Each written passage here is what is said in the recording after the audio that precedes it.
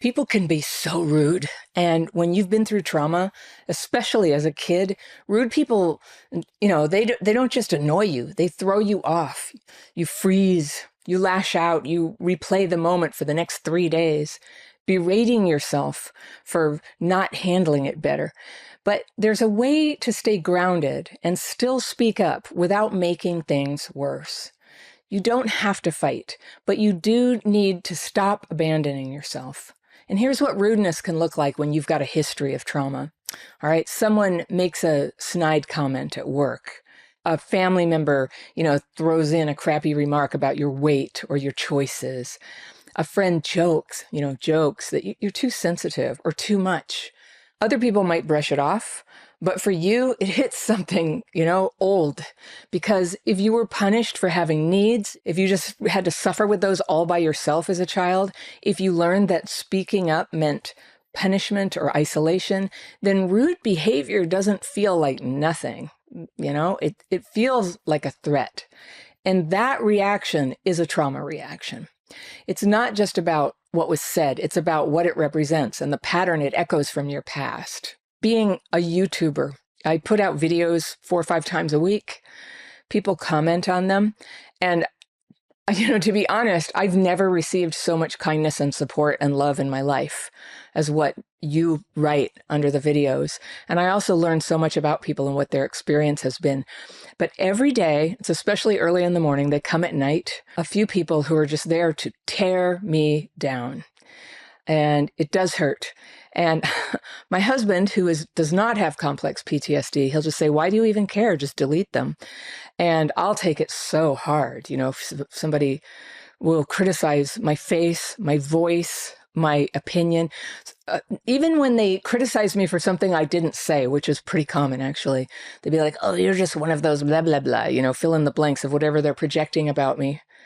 And, yeah, I don't know. Lately, I've been making a lot of videos for women, and men will come on and go, you obviously hate men. And it's just like, I'm rolling my eyes now, but that's because I have a daily practice to release that, because it feels like a total attack. Like I shouldn't, I should stop making videos. I've made a terrible mistake making videos that address women. You can see from the outside that that's not reasonable, but that's what my trauma does. It's like, if people are going to threaten me, because honestly, if people say enough bad things about you publicly, like on social media, it can ruin your life. I mean, you can actually ruin your own life by saying things on social media, but people can say things, accuse you of things. So that is something that I have to live with every day. And there are times when it has hurt me. There are times, like it actually has hurt my life, has hurt my reputation. There are times when it really couldn't or didn't, but it hurt me. It hurt my confidence. It made me afraid to get up and create things or to say what's true. And I started censoring myself to try to make sure that people don't get mad at me. But you literally can't stop people from being mad at you. And in a way, that's the healing thing about doing my work, is that there's so many people out there to react to me. And isn't it dumb? There'll be 1,000 wonderful comments, that are thoughtful and deep and vulnerable and kind and supportive. And then one person calls me a bitch. And then I go, oh yeah, I should quit. So if that happens to me, I'm sure not surprised if it happens to you. Trauma can make us sort of abandon everything, just abandon our post if we're getting that difficulty. So clearly this kind of online behavior can go into the realm of abuse, but I want to just talk about rude, just like the everyday things that happen. When, here's what most people miss. When someone is rude to you, you don't owe them a perfect response. I learned this on YouTube too. I can ignore people. I can ignore them. And I can't, that's the worst punishment for somebody who wants attention, isn't it? But you don't have to ignore it. But you don't have to have a perfect response. You just need to not betray yourself in the moment. And that means don't pretend it didn't happen. You don't have to let it fester for 3 days. That's like running, poison through your nervous system.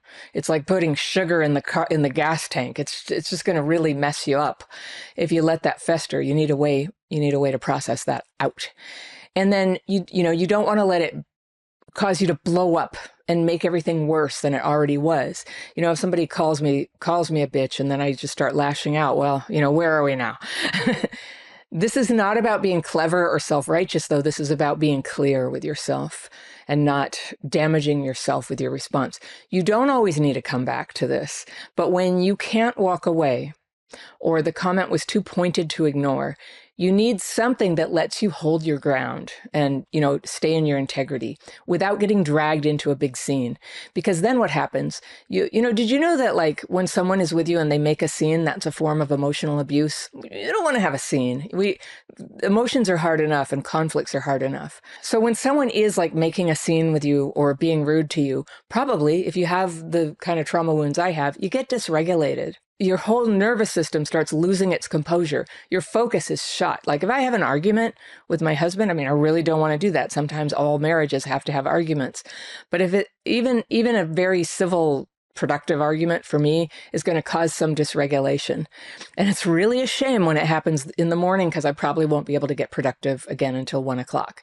I got to get down into my tools. I've got to release it. And of course, my mind always thinks I should just push through, maybe get in a few I told you so's or, none of that works. None of that works. Once I'm dysregulated, the number one priority is to get re-regulated.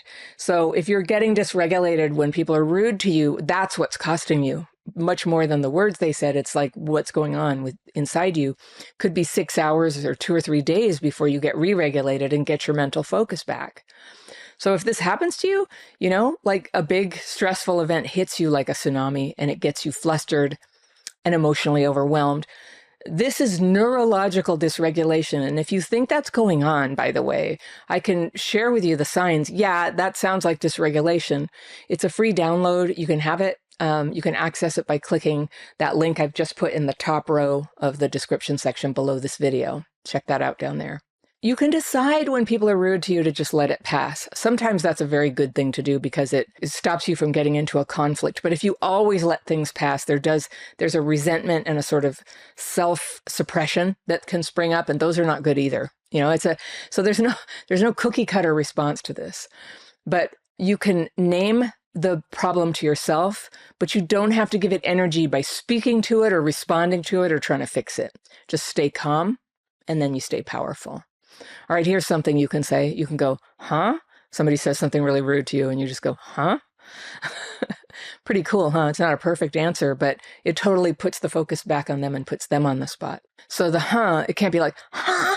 It's got to be like flat tone, no follow-up. And their discomfort is then what's going to fill the space, but not yours. Just let them deal with the feeling of alienating you like that without any more to it. Another thing you can say is, okay. Now let's think about all the inflections there. You can be like, okay. You can do that. You can go, okay. Any way you want to do it is fine. But I would recommend a neutral tone, not a provocative tone, not one that's inviting an argument. So not sarcastic, but not like weak, like, okay. Just say, okay. Now you don't agree, but you don't have to explain that you don't agree. You're just ceasing engagement. You can say, well, that's not for me. That's simple. You don't defend it. You don't get into a debate about it. You just set a boundary and you move on. And there's another form of that I like, and it's going, well, I don't really agree with that, but I hear you. Or you can say, I don't really respond to that kind of comment. And that's it. You try not to just dive into shaming them about it, but that's a little bit more stern than what I've told you before. You're not trying to be right. You're just showing where you stand. You're like, this is the boundary, my friend. You can say, not helpful. So that way you name the impact, not the intent. It breaks the spell of passive aggression. All right, let's say somebody just like hits you with a really hard criticism. You give them eye contact. You take a short pause and you go, got it. It's actually quite powerful, isn't it? There's no snark. You're not smiling. It's just a firm, energetic boundary without saying a single unkind word. Now, these comebacks let you stay clear and composed, even when someone is trying to get a rise out of you. That's what they want. You do not have to give them a rise, but it's not just because you want to not give them what they want that you don't want to, get into it with them. It's because your nervous system is going to have to pay a price, and you're not really in the moment able to make that judgment. Is this worth it? Is this worth losing half a day of being able to focus or 3 days? It almost never is. One of my regrets sometimes when people are awful to me is that I get sort of frozen in the moment and I don't speak up. And I always think like in the moment is a great time to do it, but not if you're dysregulated, because it's not going to come out right. It's not going to be like that slam dunk response that you're hoping for. And it would be better to let things slide and come back and say something thoughtful after the moment, even if it takes some of the immediate impact out, even if it allows the hurt that has been caused to you to sit with you for a while. You now have a way to get rid of it. You don't need to win. You don't need to fix them. You just need to stay with yourself. And if you grew up around high conflict, yelling, sarcasm, rejection, then you probably learned to read people's tone of voice like your life depended on it, right? But now you can't always tell if someone's just being awkward or actually trying to hurt you. And sometimes we're inclined to think that it's intentional when it's not. And that uncertainty, it pulls you back into the same old loop. You don't know if you should speak up or let it go. You don't want to be the bad guy, but you don't want to be a, doormat either. It's not that you're too sensitive. It's that your nervous system, has this memory of what has happened to you, and it can't always go into stressful situations with all your cognition and all your wisdom active in you.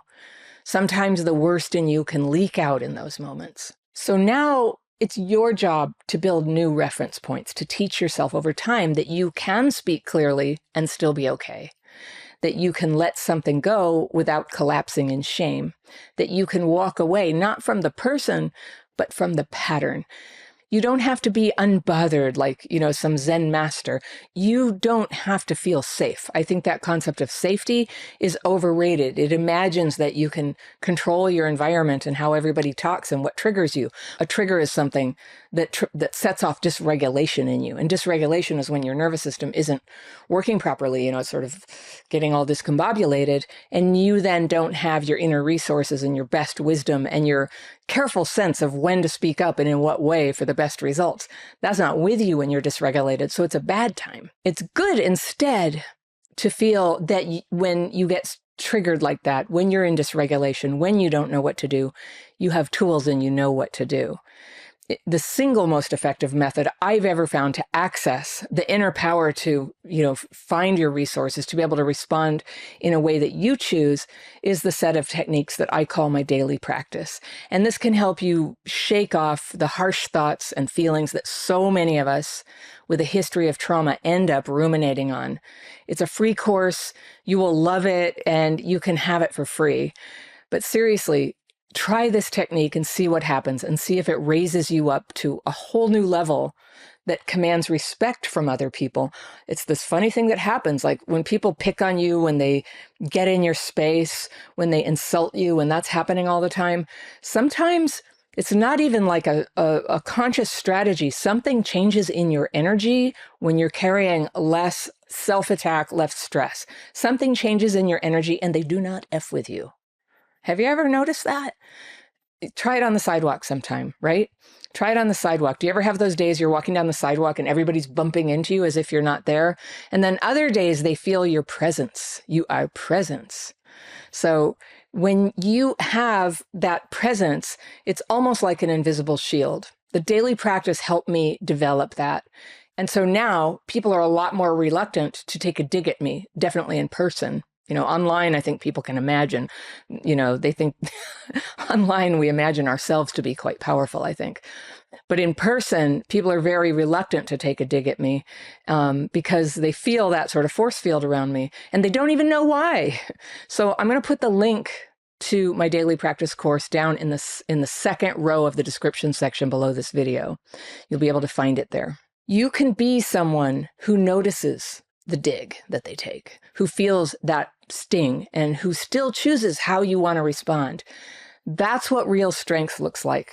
That's what real safety is. It's not control. It's not perfectionism. It's clarity. It's access to your inner power. Most people don't know how to deal with rudeness, especially if you've spent your life over explaining, apologizing, or going numb in order to survive, just going invisible. But that changes now. So here's your move. Pause for just 1 second. Let the moment where someone's rude to you, let it land, and then ask yourself, is this mine to fix, or can I let it pass? And if you need to respond, say one clean sentence and then move on. No scenes, no lectures, no shame, no spiraling. Just you holding your clarity in the middle of a whole bunch of noise. That's what it means to stop abandoning yourself. That is what healing actually looks like. If you like this video, I've got one that you're going to love right here, and I'll see you very soon. Well, this is how friendships fall apart. This kind of thing is how it falls apart, and it's not your fault you got this way. This is a really common and normal response to having grown up with trauma, but of course we all want to work on it and learn to handle it even better.